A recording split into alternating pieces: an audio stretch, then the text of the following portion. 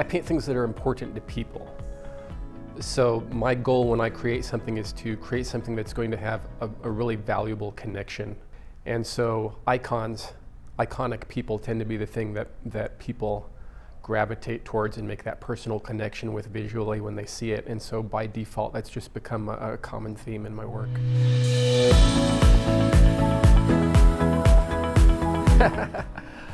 For the most part, my audience decides, because I put things out there and I look at what's the most popular, what are collectors looking for, what am I getting the most feedback on, and obviously if I see images that I recognize as iconic images, that means they're already out there in the zeitgeist and there are people already connecting with them.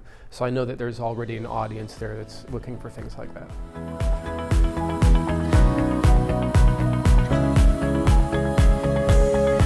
So this is predominantly an acrylic on canvas, which is mostly what I do. I work in a lot of mixed media effects and spray paint effects also, but at the core it's primarily acrylic on canvas.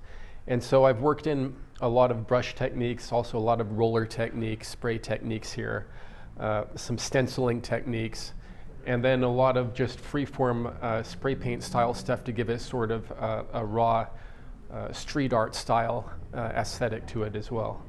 And then obviously the more technical aspect of the realistic subject itself.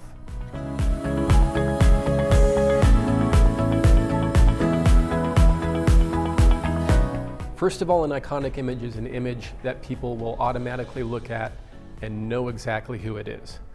So for any icon, there are more obscure images that a fan will look at, and then eventually they'll make the connection and they'll say, oh, that's so-and-so when they were a little younger, or when they looked a little different because of this.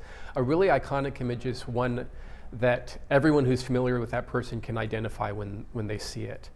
And then there are attributes to different images that will make them transfer well into paintings. You know, a good lighting contrast, a lot of strong shadows and strong highlights, something that'll transfer well with the color palette I'm using for that piece.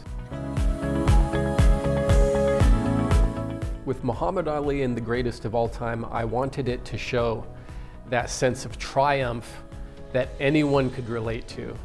And so in that image, it wasn't about, you know, Sonny Liston lying there on the mat. It was about how Muhammad Ali was feeling at that moment.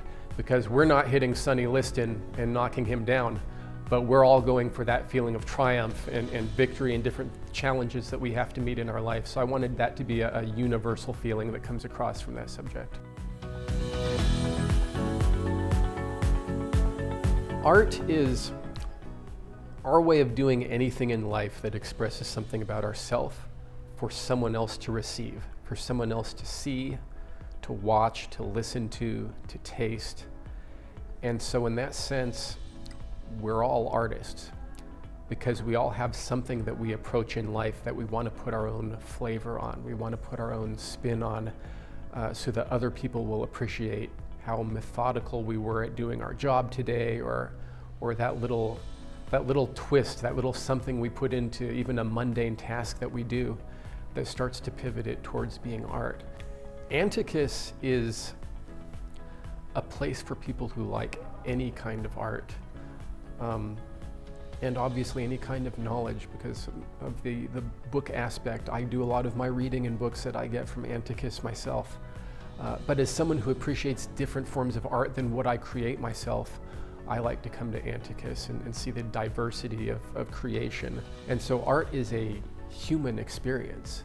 Artists are not rare things. People who recognize that they're artists and acknowledge that they're doing art every day are rare things. But art and the process of creating are universally human things.